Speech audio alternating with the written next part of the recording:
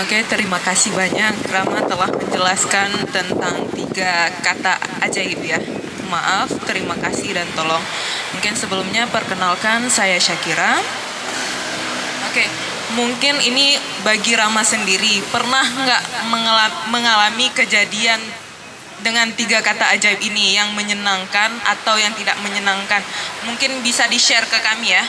Dan dibagi gimana sih cara ngadepin orang-orang yang kadang kurang bilang terima kasih, kadang asal aja gitu, nggak ada kata tolong, nggak ada terima kasih, itu gimana menurut Rama sendiri? Oke, mungkin itu saja. Terima kasih banyak untuk pertanyaannya Kak Syakira. Silakan dijawab langsung Rama. Baik, terima kasih Kak Syakira atas pertanyaannya. Pengalaman saya pernah nggak berhubungan dengan 3 kata tadi, maaf, tolong, makasih. Dan alhamdulillah, insya Allah saya selalu menerapkan hal itu dari kecil karena orang tua juga selalu mengajarkan tentang hal tersebut.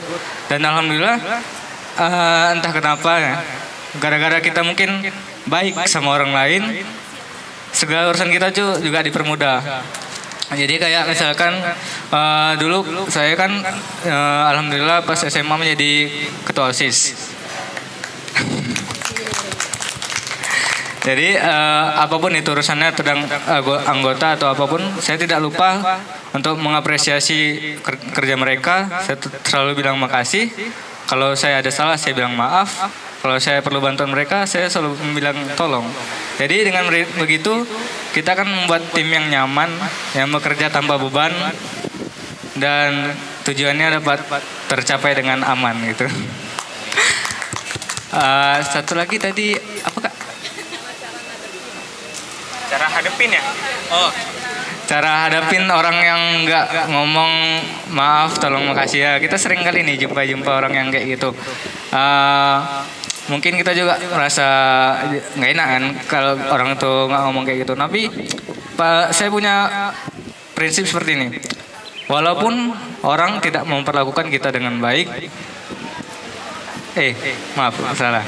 Tetaplah berbuat baik walau orang memperlakukanmu tidak baik. Karena sebagai contoh Nabi Muhammad SAW dulu pada saat menyebarkan dakwah, banyak mendapatkan ujangan, mendapatkan makasih juga dari diajak ke jalan yang benar. Tapi apa yang dilakukan Nabi Muhammad, mendoakan yang kebaikan kepada orang tersebut. Jadi apabila kita dibuat tidak baik, kita harus tetap mendoakan yang terbaik untuk orang tersebut. Sekian Kak. Terima kasih. Oke, baik, terima kasih banyak. Semoga menjawab ya Kak Syakira ya. Terima kasih banyak ya. Assalamualaikum warahmatullahi wabarakatuh. Kalian mau ditambahin lagi. Terima kasih banyak atas paparannya Rama. Sepertinya Rama itu calon ustadz ya. Lebih banyak hadis ya. Hadis dari Rasulullah. Oke, baik. Karena MC tadi kesalahan teknis, kita langsung panggilkan yang akan jadi mentor dan speaker pada sore hari ini.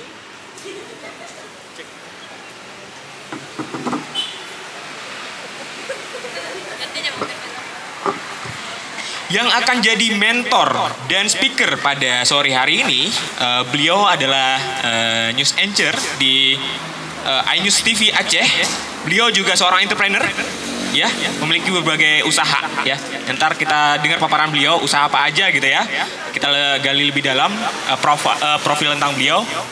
Tanpa menunggu lebih lama lagi, tempat dan waktu kami persilakan, kita panggilkan Bang Rian Abdillah. Tepuk tangan untuk Bang Rian.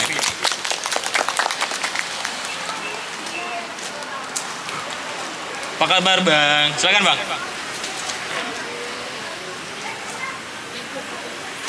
Ya. Gimana sudah?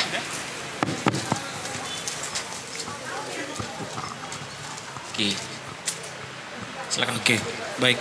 Terima kasih. Assalamualaikum warahmatullahi wabarakatuh. Waalaikumsalam. Selamat sore kawan-kawan, teman berucap. Terima kasih Bang Suhil, Simpang 5 Grocery. Terima kasih atas waktu dan kesempatannya. Terima kasih, saya sangat senang diundang ke sini. untuk berbagi pengalaman dengan teman-teman tentang public speaking, ya. Karena kebetulan di ultimatum ya, kita akan membahas tentang seni bertanya. Sebenarnya saya menyampaikan ke Bang Suhil tentang wawancara, tapi nanti konotasinya wawancara untuk wawancara kerja ya. Tapi alhamdulillah judulnya cukup menarik, seni untuk bertanya. Jadi kita sama-sama berdiskusi ya dengan teman-teman semua di sini, bagaimana sih cara bertanya supaya orang lebih lebih tidak tersinggung mungkin ya. Nah, pengalaman kebetulan sudah cukup lama saya di radio dan televisi, malu juga sebutnya ya, dari tahun 99 sampai dengan sekarang. Wah, ya. Lama banget ya Bang ya? Sudah lama ya? Iya, sudah sangat expert berarti. Tadi kakak umurnya 38 ya kak ya? Iya, alhamdulillah saya 2 di atas gitu. Jadi nggak apa-apa lah, kita berbagi pengalaman aja di sini ya. Ini langsung aja? Boleh ya? Nah, jadi pentingnya kita untuk bertanya itu kita bisa melatih di banyak hal.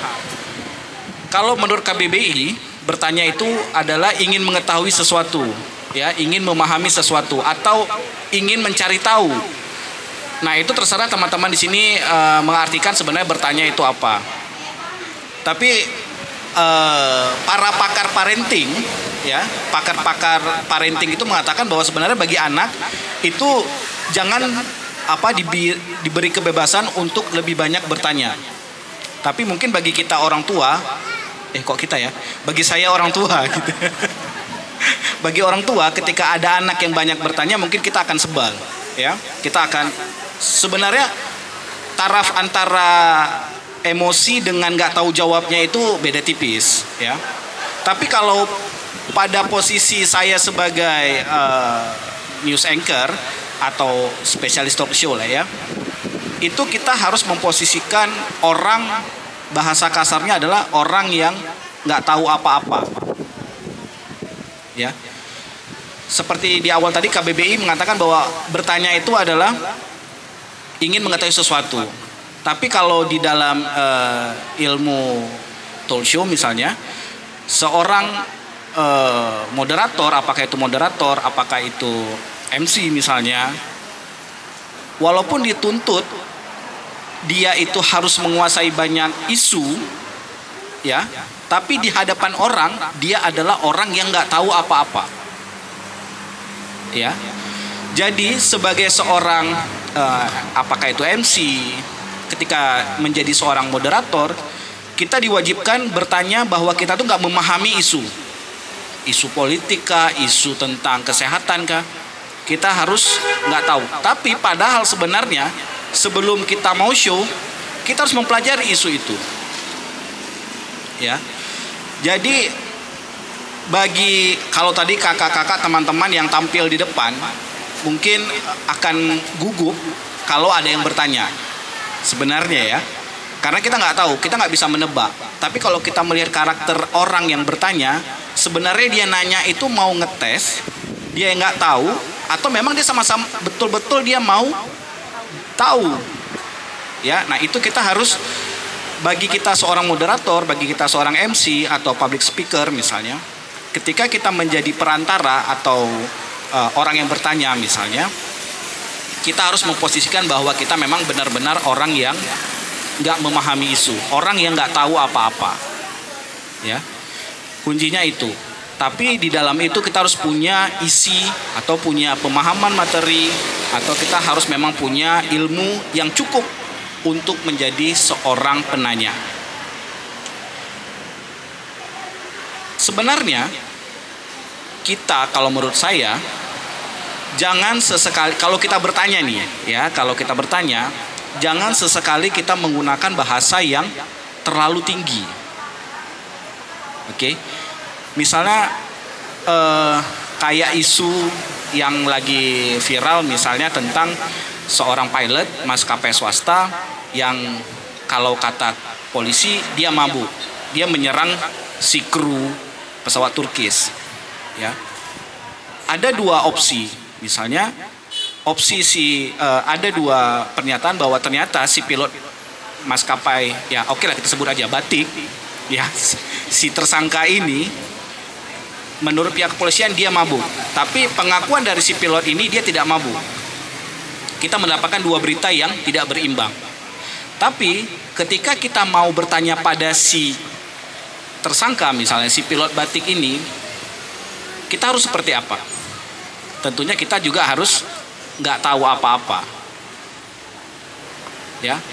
Kalau oh ini aku banyak nih audiens aku, oh ini banyak nih yang akan melihat aku akan tanya gitu.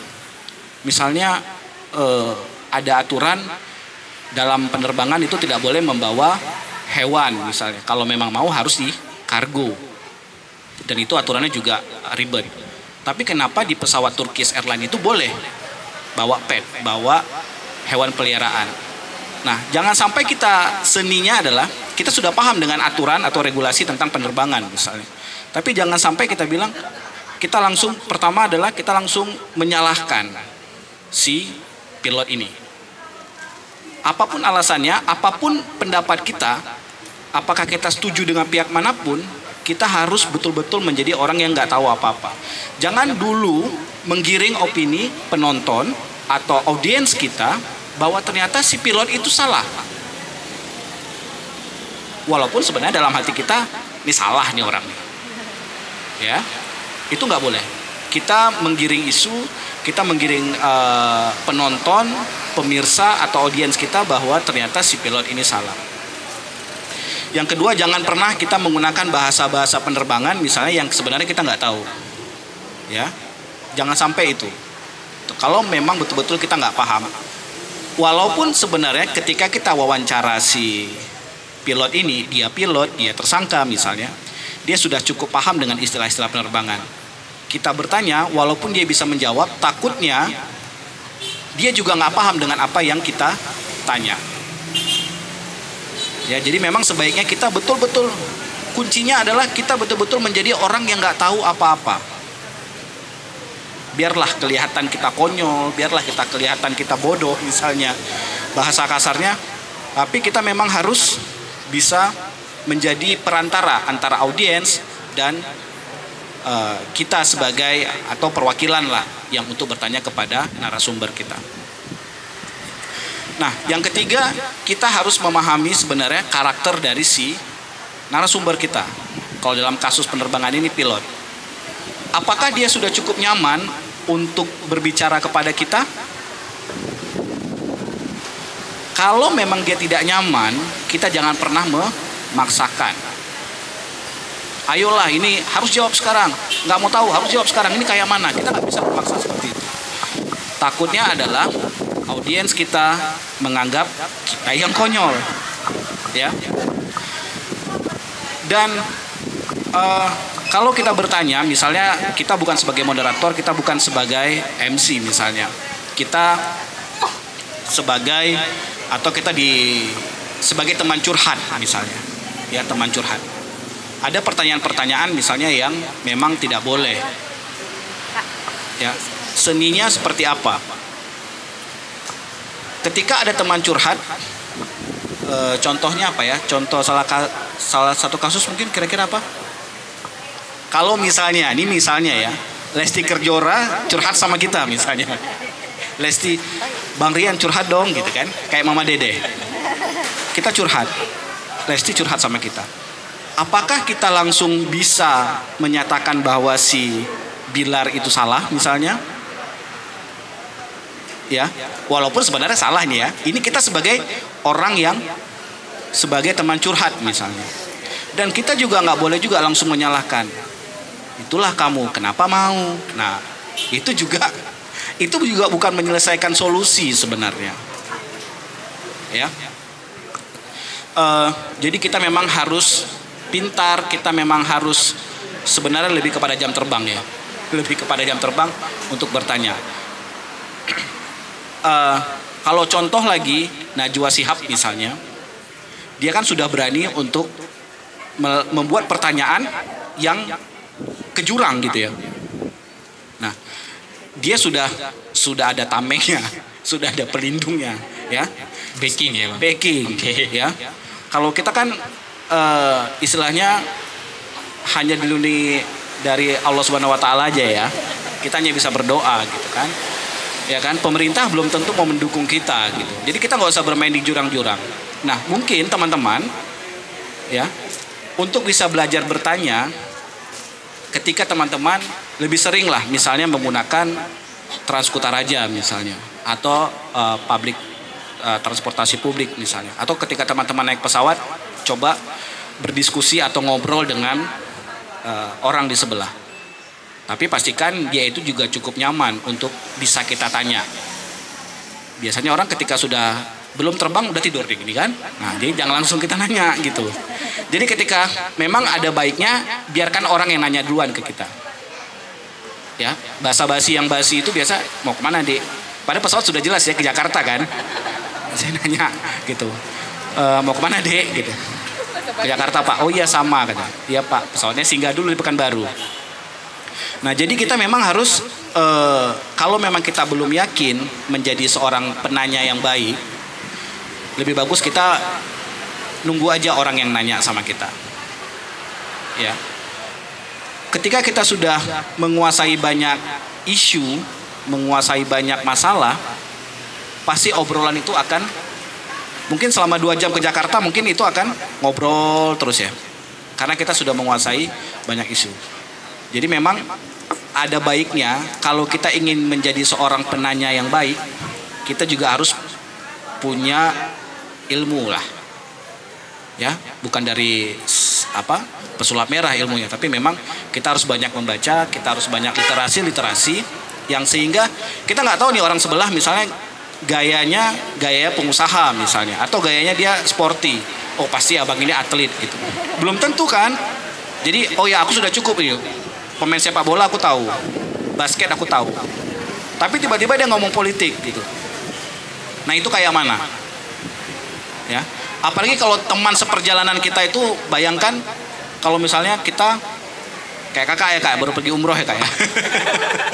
Saya dengar tadi. Nah, bayangkan kalau 8 jam perjalanan, ya kan? Nah, itu namanya menganalisa lokasi ya. Nah, jadi bayangkan kalau dengan 8 jam perjalanan, kadang-kadang kita suntuk juga. Banyak kali tanya ibu sebelah nih kan. Nah, tapi bagaimana caranya kita menjawab pertanyaan yang akhirnya membuat dia juga tidak nyaman akhirnya, dan selesailah obrolan kita. Nah, jadi memang kalau menurut seninya bertanya itu sebenarnya gampang. Ya, kalau menurut saya gampang. Kita ada isi dulu. Ya. Karena ketika kita bertanya, jangan sampai seperti tadi saya bilang bahwa gayanya sporty, ternyata dia politikus misalnya. Karena kita nggak tahu siapa-siapa nih, tiba-tiba di sebelah kita ketua DPR misalnya. Karena gayanya sporty, oh ini kayaknya atlet, tiba-tiba Puan Maharani, kita nggak tahu. Ya kan? Jadi makanya kita harus betul-betul lebih memperbanyak literasi. Terserahlah mau dari media apapun itu, mau sosial media, asal memang benar ya. Jadi jangan akun-akun yang nggak jelas. Jadi makanya kita harus lebih memperbanyak, dan pertanyaan kita itu kalau menurut saya juga sebaiknya jangan mengetes orang lah. Menanya pengalaman orang boleh. Ya kan? Bisa kayak siapa namanya? Jadi ketika kita misalnya bertanya, jangan coba-coba ngetes gitu. Wah, ini udah main ayat nih kan, udah main hadis nih. Kita coba tanya hadis ini apa gitu. Nah, kita nggak usah begitu, karena ketika dijawab mungkin kita juga nggak tahu itu betul nggak ya hadisnya gitu kan. Nah, jadi memang sebaiknya yang apa yang disampaikan itu saja yang kita tanya. Contohnya tadi kayak Yasmin ngomongin Dragon Ball gitu ya. Kalau saya dulu bukan bacaan Dragon Ball kak, gitu kan? Kan Dragon Ball mahal dulu kak ya, 2.500 di toko Effendi dulu kak. Jadi saya nggak punya kawan juga ngantri lama gitu ya. Nah, jadi memang kalau misalnya ketika tadi Kak Yasmin ngomongin Dragon Ball, kita nggak tahu, ya ngapain kita nanya gitu. Tapi bisa nggak kita menggiring isu, Kak, selain Dragon Ball apa yang kakak baca? Misalnya, oh misalnya apa ya, zaman dulu apa, misalnya Doraemon. Oh Saya Doraemon dulu kak. Kakak baca juga nggak Doraemon? Karena Doraemon lebih menarik kak. Itu pasti akan ada timbul obrolan-obrolan baru, diskusi-diskusi baru sebenarnya. Kak Yasmin juga belum tentu baca Doraemon, tapi ketika kita menanyakan kalau saya Doraemon dulu kak, pasti Doraemon itu seperti apa ya? Nah, akhirnya timbullah sebuah diskusi, obrolan yang cukup menyenangkan, dan itu akhirnya banyak sekali pertanyaan-pertanyaan yang akan timbul. Kalau saya tadi, karena saya nggak tahu Son Goku itu siapa, ya Son Goku kak ya, Son Goku itu siapa, dan saya nggak mau tahu itu Son Goku itu siapa, jadi saya nggak akan bertanya sama Kak Yasmin. Tapi kalau saya pengen tahu, kak, Son Goku itu siapa kak? Dia tampilannya kayak mana kak? Karena kita ada interesting, bahwa kita pengen tahu, ini Kak Yasmin ini bacanya Dragon Ball itu sejauh mana gitu, ya kan? Kak belinya dulu di mana? Ya asal aja kita tanya, tapi memang ngena gitu. Oh Dragon Ball dulu kak ya? Itu dulu di Serambi bukan? Misalnya, bukan yang di Serambi itu Gamcantoy kan? Nah, jadi maksud saya adalah beda umur ya, zaman kali ya. Jadi makanya itu sebuah diskusi itu bisa kita tanyakan, bisa kita mulai duluan, asal kita memang kalau memang kira-kira nggak tahu basa-basi aja, ya. Tapi jangan basi kali gitu. Seperti tadi udah tahu pesawatnya ke Jakarta, kita tanya, Bapak ke Jakarta juga Pak? Ini nggak usah seperti itu. Mungkin kira-kira itu. Oke, baik. Sangat menarik ya teman-teman ya. Tepuk tangan dulu untuk Bang Rian. Oke, ini sebenarnya saya udah menyimpan berbagai pertanyaan ya untuk Bang Rian. Karena saya cerita sedikit, dulu itu saya sulit berkomunikasi. Karena keterbatasan bahasa ya. Jadi saya baca buku satu, judulnya itu The Game. Judul bukunya The Game. Jadi dia bilang di buku itu adalah ketika ingin ketemu orang, terutama lawan jenis, itu kita harus siapin pertanyaan yang list pertanyaan, dan itu kita harus sering latihan. Nah, apakah harus seperti itu, terutama bagi orang yang introvert atau yang tidak percaya diri untuk membangun komunikasi? Kira-kira. Kalau saya jawab tidak.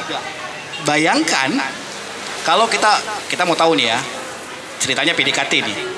PDKT kita udah tahu misalnya rumah dia di Ajun, misalnya ya. Dia kuliah di teknik misalnya.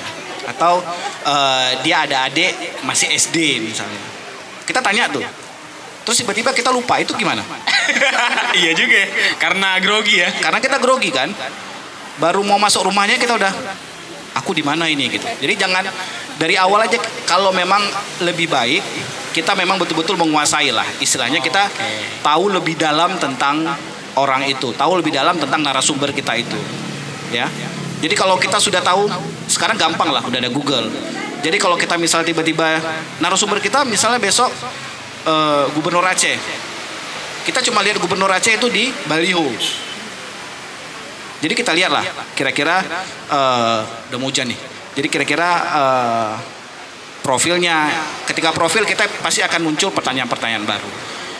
Oke, baik, gitu. Terima kasih banyak untuk jawabannya Bang Rian. Nah, perlu saya sampaikan teman-teman, jadi kita membuka ada 6 pertanyaan ya.